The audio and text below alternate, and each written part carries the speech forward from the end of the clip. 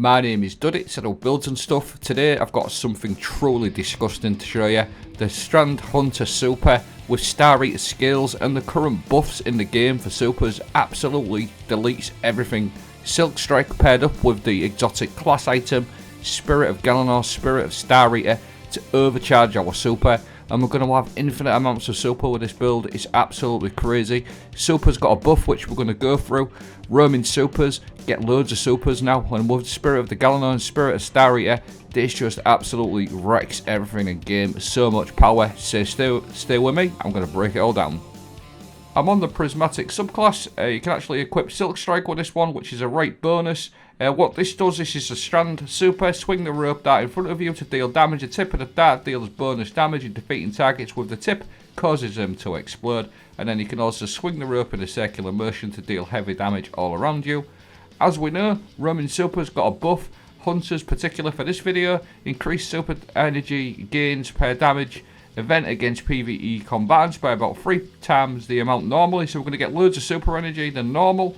And then increase damage against champions by 30 to 55% depending on the super. More damage, more supers, what more do you want? Well, let's add in the exotic class item on the Hunter with Spirit of Galanor and Spirit of Star Eater. Star Eater we're going to focus on first, and Galanor is going to give you loads of super energy, but Spirit of the Star Eater is what we're going to focus on firstly, because this is quite a lot to cover.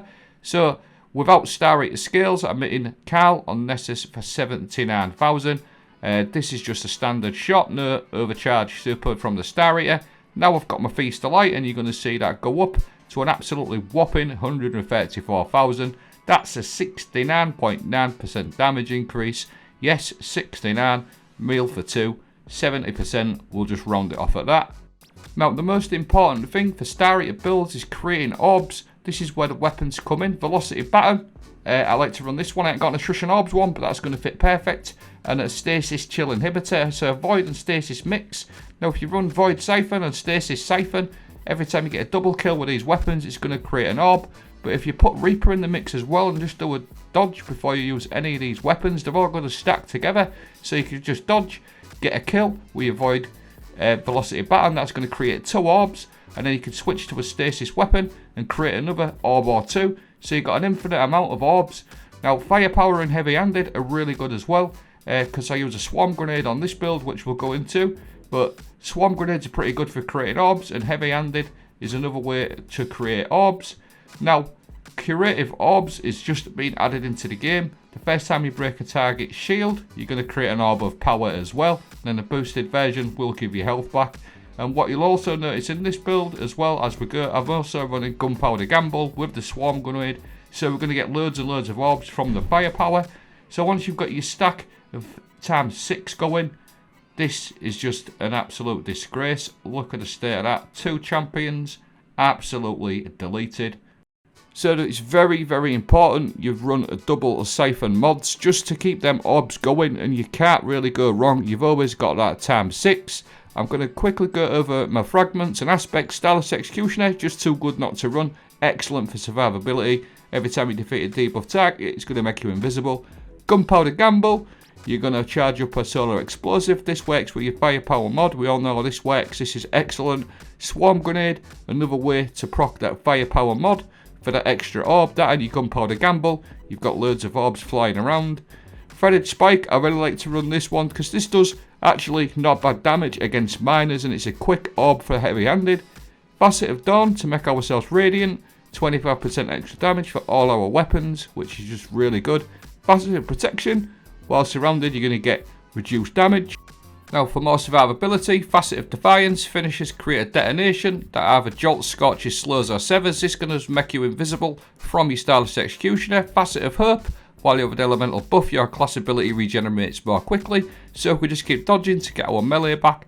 Facet of Mending is even more survivability. Grenade Final Blows cure you. This works with your Swarm Grenade and your Gunpowder Gamble. So just a really good way to keep a bit of health regen on top of your invisibility. And just look at what this does once you've sort of got everything going. You'll notice again I've got that times 6.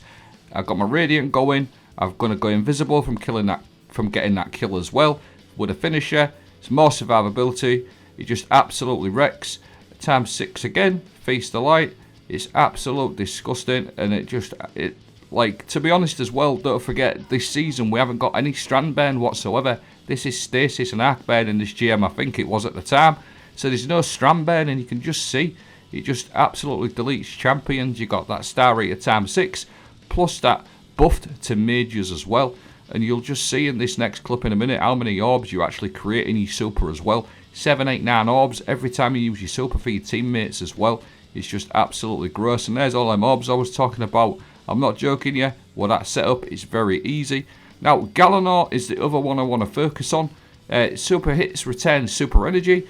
That with the buff to recharge rate on your supers, which we've talked about up to 3 times. Now, just take a look at this bottom left. Watch my super returns. Now, Galanor, it can be a slightly little bit inconsistent.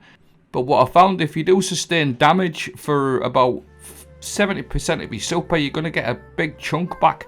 Up to half of your super, a quarter to a half of your super is just absolutely crazy. Returns on top of all the buffed supers, which we've already talked about.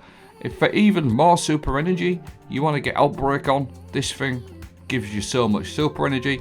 So once you've used your super, your Galanor's going to give you X amount of super back. Get some crit hits with your Outbreak, and this is just going to build your super up so much. Just look at this. Look at the state of that. So even if you're getting like a quarter of your super back, use your Outbreak to top that up, and then you're going to go back to that orb creation that we've talked about, and you're just going to have your times 6 all the time. Not to mention if your teammates are creating orbs as well. So I really wanted to focus on the sort of super returns and getting your times 6 as quick as possible. So, and once you've sort of got it all going, again, it is just an absolute disgrace. You get your X amount of super back, sit back, pop away with your Outbreak, get loads of super energy returns like so. In this clip, you'll just see it popping again, and then all that time your mates are going to be creating orbs. You're going to be creating orbs as well to get that times 6 going. And like I said, considering it's not strand burn, it's really impressive. And the actual survivability you get in this super as well is ridiculous as well. Really good. I know there's Brawn on this one, but even in Lost Sectors and other GMs, you've got so much survivability with that Silk Strike. And not only that, because we're running Stardust Executioner, everything that you debuff, like literally anything, is going to make you invisible. Your Threaded Spike severs, so in your Swarm Grenade scorches as well. Your Gunpowder Gamble scorches, so you literally got invisible all of the time, and plus healing from them grenades from the facet of Mending, which we've talked about as well. All around it is an actual really good survivability build as well. If you're not invisible, you're going to be healing from one of your grenades, and it just absolutely trances these enemies. It's ridiculous. Now, Curative Orbs is something that is new. This is a really good one. Overload Breach Grenade Launcher is really good for Overload champions. We've also got Concussive Reload to add an extra 15% damage on top of your Star Eater scales. And then Kinetic Impacts. Apparently this has been fixed, I haven't really looked into it. But there's your seasonal artifact mods. You don't really need too many, just them I found are good enough. But that pretty much sums up the video. I urge you to get on this. It is absolutely busted. Really good. Considering there's no strand burn in the game, it just feels absolutely immense. I'll leave a dim link in the video description. I hope you found this helpful. Let me know what you think. Have a great day.